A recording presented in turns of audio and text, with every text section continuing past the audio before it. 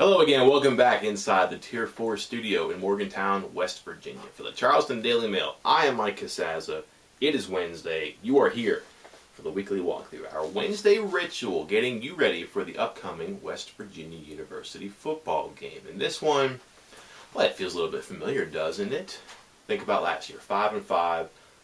Underachieving offense despite some talent, disastrous defense, need one win in the final two games to be bowl eligible for an 11th straight season. Well, what happens in 2013? Disastrous defense, underwhelming offense, and 4-6 now instead of 5-5. Need 2 wins in your final 2 games to be eligible for a 12th straight bowl. Can it happen? Numbers say yes, because as was the case last year, West Virginia draws Kansas before Iowa State. Flip-flop Kansas at home last year, on the road. Iowa State on the road at home this year. How will it look? Well, you can tune in to Root Sports, find out on your own. A noon game, Eastern Time at Memorial Stadium. Not a great home field advantage, not a great stadium, not a great atmosphere, but you wonder if there's a blood in the water mentality for not just the players and the coaches who really believe they're going to win every game, I would imagine, but for the fans who think that one of these days Kansas is going to mess around and beat somebody. Why not the Mountaineers? Because it's going to happen to somebody soon. Could it be West Virginia? It might be Iowa State next week. Who knows? But as it stands, Kansas has lost 27 straight Big 12 games. The record is 29 by Baylor. So maybe Kansas can aspire to future greatness. But they're a long way from being where they want to be. Where are they? Well, a bit of a chameleon on offense. They will really change up their looks almost from week to week. They have 2 quarterbacks they'll use. Jake Heaps, BYU, set all the freshman records there many years ago. He is transferred after his sophomore season, sat out last year at Kansas, and is a 7-7 touchdown and interception guy, completing barely 50% of his passes. And it's not all on him. Their receivers haven't clicked. They brought in some Division I and some junior college transfers. It hasn't really worked out. They moved Tony Pearson from running back into kind of a Tavon Austin role. He leads the team, 23 receptions. The big problem, though, is as talented as he is, they don't have Geno Smith getting him the ball. They can't really use him in the Tavon role. But a pretty good running team, despite some inefficiencies in certain parts of their offense that can make them one-dimensional and makes that easier for teams to stop their run. They're good, though. They have different game plans. It's a lot like Kansas was last season. Last year, where they had Michael Cummings, he would come in and run a little bit to spell, maybe compliment in some regard, Dane Christ. This year, it is Montel Cozart, freshman, good player in that Kansas City area, a good athlete, bigger guy though. Cummings is 5'10", didn't really have much of a physicality to him. Cozart's 6'2", and he can bring it. He can run, but he only has about 130 yards passing and 115 yards rushing. Not a consistent threat so far, but they've been gradually increasing his workload. And Charlie Weis, if nothing else, has some experience shuffling in some quarterbacks and trying to get something right. Maybe it can work, maybe not. But what you remember, though, is last year, Cummings was really coming along, I guess, and you started a game plan around him. What happens? They bring Dane Christ in. He goes to the air right away. Really should have had, if not a touchdown pass, then certainly a long gain on the first play of the game. So you at least have to keep your ears and your eyes open when you're playing against a Charlie Weis Kansas team. Classic Charlie Weis. He'll keep you spinning. That's going to make the first couple possessions for Keith Patterson and his defense interesting. They're going to have to huddle on the sideline, use the telephones, communicate upstairs, downstairs. What do you see? What do we do? Adjust on the fly. Fortunately for West Virginia, not exactly a foreign concept. Did pretty well with that against TCU earlier in the season, and made some adjustments, and did a good job getting back into that game after falling behind early. Defensively, though, it is not a treat for West Virginia, not because of the opponent, but because of who and what the Mountaineers are at this stage of the season, which is bruised, battered, thinned.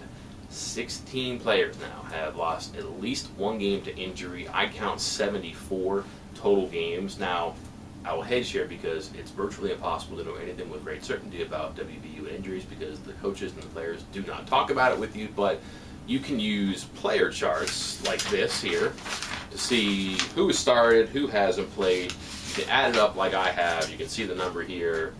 That's the sum of the injuries. 74 games, 16 players, 8 people now out for the season. Players from as far back in the preseason as Nana Kyram and Shaq Petaway, Dozie Azima early in the season. Now to just this week, KJ Dillon, Jared Barber, really two valuable players. Barber leading tackler. Dillon, if not the most versatile player, then certainly one of the few who is capable of being asked to do the many things he's asked to do, to say nothing of being capable of actually doing it. Can cover, can play man-to-man, can play the run, can blitz. They're going to miss both of those guys quite a bit. The problem now is as you get later in the season, you get so thin, the number of snaps for even key players, they begin to accumulate and add up. And now mountains are upon the shoulders of guys who have to play a lot, but now have to play with an even greater responsibility. The trick, though, is just going to be maximizing their practice, participation, making sure you're smart about it, and also making sure they don't get worn out in the games, because what has happened in the past couple of games, West Virginia has, quite frankly, faded in the third and fourth quarters.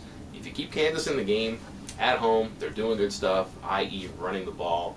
If it gets to be close in that fourth quarter, what do you think is going to happen? You're going to have a thinning West Virginia team with a pattern of falling apart against a homestanding Kansas team that can see the finish line in their first win. That is a situation the Mountaineers would prefer not find themselves in defensively. Offensively, though, you know, it sounds weird because they lost again, but man, this is becoming a fairly competent offensive operation. Now, everything became undone last week when the quarterback changes, but based on how Clint Trickett handled himself in the first couple of series in that game, I'm not sure West Virginia lost a ton by getting Paul Millard, quicker decisions, more familiarity in the offense in there.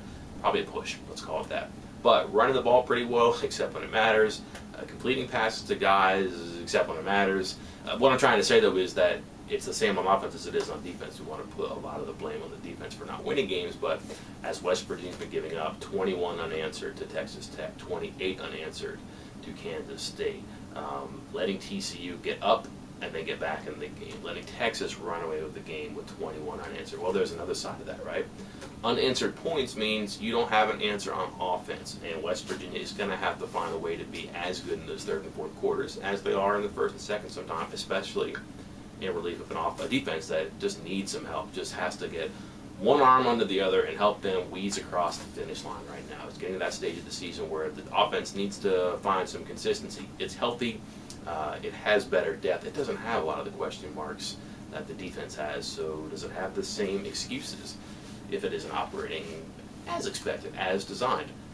Probably not. And again, if you go back a couple games, while the wins haven't been there, they have been better offensively. The quarterback position settled in. The offensive line has done a better job, especially in some things they're comfortable with. And guys like Mario Alford, Da'Keil Shorts, even Jordan Thompson have become much more reliable parts of the passing game.